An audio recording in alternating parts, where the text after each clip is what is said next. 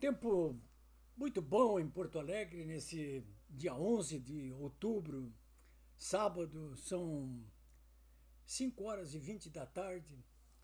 Eu passei boa parte da tarde fora do escritório, fora de casa, mas passei a manhã toda lendo, estudando, principalmente esses casos envolvendo, nas últimas horas, as ações e omissões do ministro Alexandre de Moraes, né? O nosso czar do eixo do mal. Porque, para falar bem a verdade, o ministro Alexandre de Moraes, essa semana, ele está vivendo um inferno astral, hein? Eu não queria estar no lugar dele, não, né? A menos que eu fosse um psicopata. Porque, e olha, eu enfrento problemas, hein? Não, vocês não podem imaginar aí como é que é a minha vida aí com essa petezada aí, com essa esquerda maldita, com esses filhos de Caim. Não é brincadeira. Mas, enfim, eu quero ressaltar três graves problemas que o ministro Alexandre de Moraes, em três ou quatro, eu diria, né? Problemas sérios que ele está enfrentando aqui, enfrentou essa semana. Vamos começar por partes, como dizia Jack o Estripador. Eu vou deixar o principal problema, que é essa nota da alfândega dos Estados Unidos, para comentar por último. Mas eu quero lembrar a vocês também que o ministro Alexandre de Moraes ele foi submetido a sanções com o corte de visto para viajar aos Estados Unidos. Ele, a mulher dele e os filhos dele não podem mais viajar para a Disneylândia e para os Estados Unidos. Bom, esse corte de vistos aí é uma punição por parte do governo dos Estados Unidos aí. Principalmente, conforme alegou o próprio secretário de Estado, Marco Rubio, quando cancelou os vistos de 8 dos 11 ministros do Supremo Tribunal Federal, entre eles o Alexandre de Moraes, porque eles vêm perseguindo os opositores aqui no Brasil e vêm tentando garrotear a liberdade de expressão de tudo que é forma, beneficiando esse regime discricionário que nós temos no nosso país. Então, quais foram os problemas aí que, pela ordem, vamos colocar, apenas para relembrar a vocês aí. Passou muito batida aí, como primeiro problema para o Moraes, essa renúncia abrupta, inesperada, do ministro Luiz Barroso,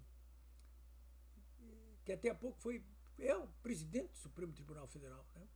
Ele renunciou ou seja, foi para, se aposentou, né? Uma aposentadoria bem paga, e ele nem precisava daqueles 46 mil mensais aí que está levando como aposentado, né? Mesmo tendo se aposentado da idade limite ou antes de cumprir o tempo de serviço. Chorou, vocês viram, né? O Barroso chorou. Ele antes nunca tinha chorado aí quando ficou aprovando tudo que era medida discricionária aí, proposta pelo Alexandre de Moraes contra centenas e centenas de brasileiros, né, que estão curtindo o exílio, que estão na cadeia, que estão sendo processados, que estão sendo intimidados. Isso aí ele não chorou, não, mas agora ele chorou, né? Oh, Barroso, né? Então, por que esse é um problema para o Moraes? Porque é claro que ele bateu em retirada. Ele ficou com medo. Ele está com medo de ser atingido pela lei Magnitsky. Lembrando a vocês que o Alexandre de Moraes é o único brasileiro sancionado pela lei Magnitsky aprovada pelo Congresso dos Estados Unidos, que só pune três, digamos assim, grupos de sancionados. Ou é ditador, ou é corrupto, chefe inclusive de tráfico, ou é violador dos direitos humanos. Moraes entrou nessa categoria. É o único na história do Brasil em 500 anos. Vejam só, hein? E claro, o Barroso, ele, ambos, o Barroso e o Moraes e muitos outros, têm interesses lá nos Estados Unidos e fora dos Estados Unidos. Dinheiro grosso, inclusive. O Barroso mesmo tem um apartamento só em Miami de 22 milhões de reais, né? Fora outros interesses. E por que ele renunciou? É claro que ele não disse o que eu vou dizer, mas ele renunciou para não ser atingido pela lei Magnitsky. Ah, mas parou depois desse encontro do Lula com o Trump, parou? Parou, é? Parou coisa nenhuma. Hoje mesmo eu estava lendo uma entrevista concedida ao Poder 360, o site, de um professor de Relações Internacionais da USP lá, dizendo, olha, e ele é do lado do Lula, e ele disse, olha, eu acho que o Trump está querendo enganar o Lula. Talvez. Eu também penso isso, né? Então, primeiro isso aí. Problema pro Moraes, né? Algum outro ministro vai seguir, vai ficar também, olha, vou sair daqui antes que esse circo pegue fogo completo, hein? Que venham os americanos de novo com a Magnitsky para cima de mim. Pode ser que venha, quem é que viria aí depois do Barroso, né? Que se acovardou, hein? Bom, o primeiro problema é isso aí para ele, né? Eles podem ter sorrido e chorado quanto quiseram, mas é um problemão para o próprio Moraes, né? Porque ele vai se isolando, inclusive, cada vez mais. Então, esse é um problema que precisa ser ressaltado. O segundo, vou falar assim, passar rapidamente, é o problema do Tagliaferro, né? Que foi o perito que trabalhou com o Moraes lá no Tribunal Superior Eleitoral e que está na Itália disparando uma metralhadora giratória de denúncias sobre tudo que é tipo de crime eleitoral cometido pelo Moraes, inclusive quando foi presidente do Tribunal Superior Eleitoral. Ele está mostrando provas, inclusive, das ações do Moraes para beneficiar o Lula nas eleições e prejudicar o Bolsonaro. Provas abundantes, né? Ele está lá. E o Moraes resolveu processá-lo, né? Está processando. Mandou pedido, inclusive, para extraditarem o Tagliaferro lá. Pediu até que fosse preso ele lá.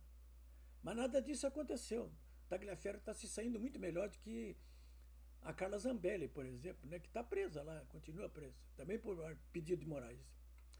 Bom, e os outros dois problemas eu diria para vocês que tem relação com o Felipe Martins, esse paranaense que está em prisão domiciliar já há 2 anos, lá por ordem de Moraes, que foi assessor do Bolsonaro.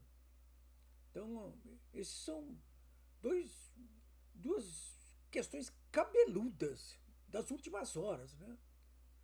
A primeira delas, e eu vou falar mais rapidamente sobre isso, a primeira delas é essa decisão arbitrária, ilegal do ministro Alexandre de Moraes no âmbito do processo onde o Felipe Martins é réu. Esses inquéritos aí do fim do mundo, né, do suposto golpe de Estado. Que no âmbito desse processo aí, o que o Moraes decidiu na quinta-feira? Decidiu demitir, digamos assim, entre aspas, ou destituir, a palavra técnica, os advogados do Felipe Martins, sob o argumento de que eles estavam fazendo litigância de má-fé. Por que razão? Porque dentro do prazo não protocolaram as alegações finais no processo a que responde o Felipe Martins.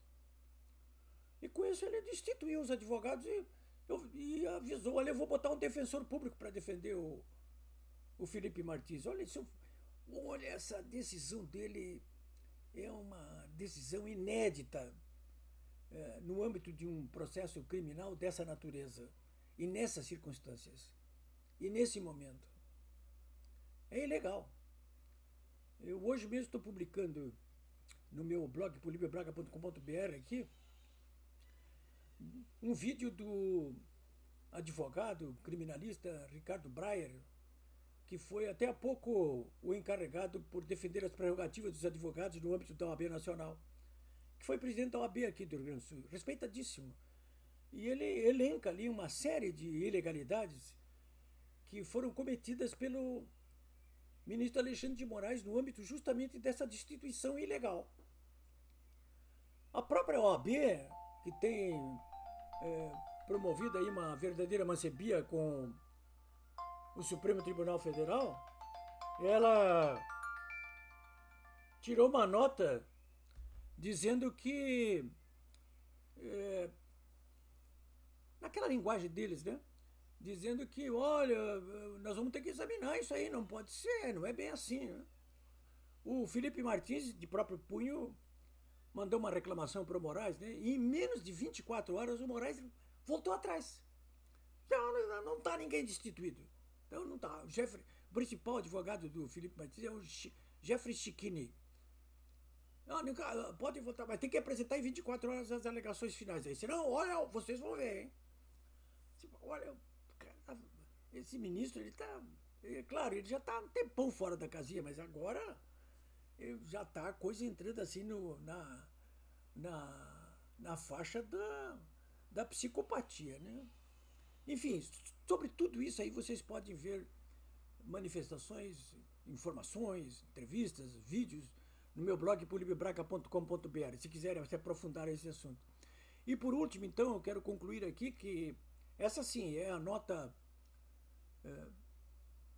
mais letal desfechada contra o Moraes nesse final de semana. Ontem, mais especificamente, sexta-feira, no final do dia. Eu estou me referindo à dura, inédita e extensa nota divulgada pelo governo dos Estados Unidos, hein? Uma nova nota divulgada pelo governo dos Estados Unidos, assinada pelo US Customs and Border Protection, eles chamam de CBP, que é o órgão de controle das fronteiras dos Estados Unidos. Essa nota comprova as denúncias feitas pelos advogados de Felipe Martins, pelo Felipe Martins, por inúmeros jornalistas, por políticos, deputados, senadores da oposição, comprovando que o ex-assessor do Bolsonaro não viajou para os Estados Unidos no dia 30 de dezembro junto com o presidente de 2022. 2023. 2022, é. O ministro Moraes, ele usou a informação falsa de que ele tinha viajado naquele dia para os Estados Unidos. Usou essa informação falsa. A nota do governo americano fala, entre aspas, assim, informações falsas usadas pelo violador dos direitos humanos. Olha a linguagem, hein? Alexandre de Moraes, para prejudicar e para perseguir o Felipe Martins, que está preso incomunicável há 2 anos por ordem dele. A base principal na qual se baseia o pedido de prisão, que já dura 2 anos, do Felipe Martins, a prova principal é essa informação falsa. Isso já tinha sido denunciada.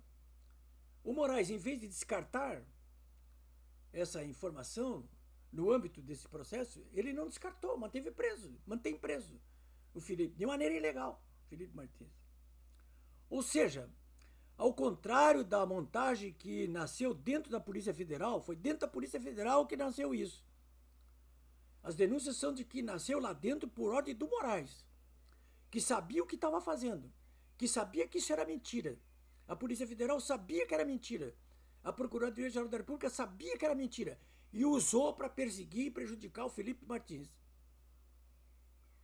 O Moraes encampou essa informação falsa para enquadrar Martins, o ex-assessor presidencial, que não ingressou nos Estados Unidos ao final de 2022, no dia 30 de dezembro.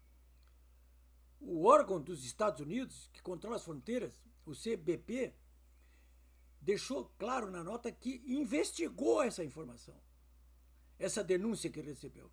Investigou. Constatou que os dados eram falsos. E denunciou ontem, em nota, que esses dados foram falsos, são falsos, que o ministro sabe que são falsos, que a Polícia Federal sabe que são falsos, que a PGR sabe que são falsos, mas que apesar disso continua usando para manter preso o Felipe Martins e processado. Olha, É uma nota pesada essa do governo dos Estados Unidos, mas mais pesada ainda é esse trecho que diz o seguinte: nós estamos buscando os autores que forjaram essa falsidade, esses registros falsos da alfândega dos Estados Unidos. Nós estamos identificando-os e vamos puni-los.